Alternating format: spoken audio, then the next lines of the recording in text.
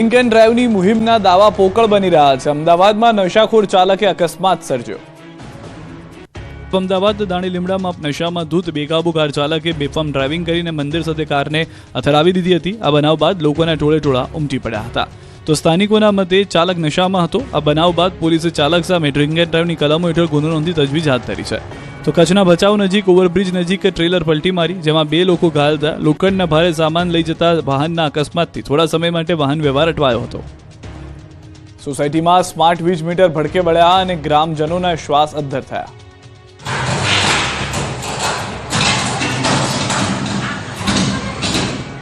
Smart વીજ metre ભડકે બળ્યા, રહીશોના જીવ તાળવે ચોંટ્યા। ભરૂચના અંકલેશ્વરના કોસંબડી ગામ ખાતે આવેલી શ્રીજી દર્શન કોમ્પ્લેક્સમાં ડીજીવીસીએલ દ્વારા લગાવવામાં આવેલા સ્માર્ટ મીટરમાં અચાનક આગ લાગતા ભારે અફરાતફરી મચી ગઈ।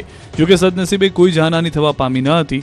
રહીશોનો આક્ષેપ છે કે સ્માર્ટ વીજ મીટર લગાવતા હતા ત્યારે વીજ વાયરો કાળજીપૂર્વક લગાવ્યા નહોતા અને તેને લઈને સ્થાનિકોએ જાણ પણ કરી હતી, પરંતુ ડીજીવીસીએલના કર્મચારીઓએ વાયરોને લટકાવી દીધા હતા। સ્થાનિકોએ આ અંગે કોન્ટ્રાક્ટર પરના માણસોને રાખ્યા હોવાની દાવો કર્યો છે અને દ્રશ્યોમાં પણ દેખાઈ આવે છે કે આ સ્માર્ટ મીટર આગ લાગ્યા બાદ 24 કલાક સુધી વીજ પુરવઠો ખોરવાયો, જેના કારણે આગ ઓગતી ગરમીમાં લોકોને મજબૂરીવશ બીજે રહેવા જવું પડ્યું હતું।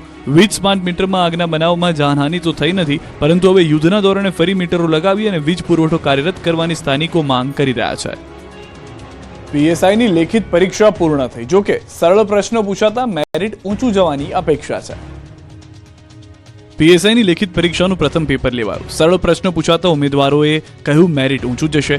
ગુજરાત પોલીસ ભરતી માટે જાન્યુઆરી-ફેબ્રુઆરી 2025માં લેવામાં આવેલી શારીરિક કસોટીમાં ઉત્તીર્ણ થયેલા ઉમેદવારો પૈકી બિન હથિયારધારી પોલીસ સબ ઇન્સ્પેક્ટરની 472 જગ્યા માટેની લેખિત પરીક્ષા યોજાઈ। અમદાવાદ, વડોદરા અને સુરતની કુલ 340 સેન્ટરમાં કુલ 1,02,935 ઉમેદવારોની પરીક્ષા હતી। આમ એક જગ્યા માટે 218 ઉમેદવારો મેદાને છે। આ પરીક્ષા 2 તબક્કામાં લેવામાં આવી। પ્રથમ પરીક્ષા એમસીક્યુ આધારિત હતી, તો બીજી પરીક્ષામાં થિયરીના પ્રશ્નો હતા। પરીક્ષામાં શેર માર્કેટની અપડેટને લઈને રસપ્રદ સવાલ પૂછાયા હતા। ત્રણેય મહાનગરોના સેન્ટરોમાં સવારથી બાયોમેટ્રિકના આધારે ઉમેદવારોને પ્રવેશ અપાયો હતો, તો દૂર શહેરો અને ગામડેથી આવતા ઉમેદવારો માટે વહેલી સવારે પરીક્ષા કેન્દ્ર સ્થળે પહોંચવું શક્ય ન હોવાથી પોતાના કેન્દ્રો જે શહેરમાં આવેલા છે ત્યાં રાત્રિના જ ધામા નાખી દીધા હતા। સુરતમાં 1300થી વધુ, વડોદરામાં 300થી વધુ પરીક્ષાર્થીઓ રાત્રિના જ પહોંચી ગયા હતા। આ પરીક્ષાર્થીઓને રહેવા જમવાની કોઈ અસુવિધા ન પહોંચે તે માટે આયોજકોએ પણ પૂરતી વ્યવસ્થા કરી હતી। તો વડોદરામાં ગરમીના કારણે પરીક્ષા કેન્દ્ર બહાર છાશનું વિતરણ કરાયું હતું। ડિમોલિશન સ્થળ પરથી જાળીઓમાંથી મળ્યું જૂનું હનુમાનજી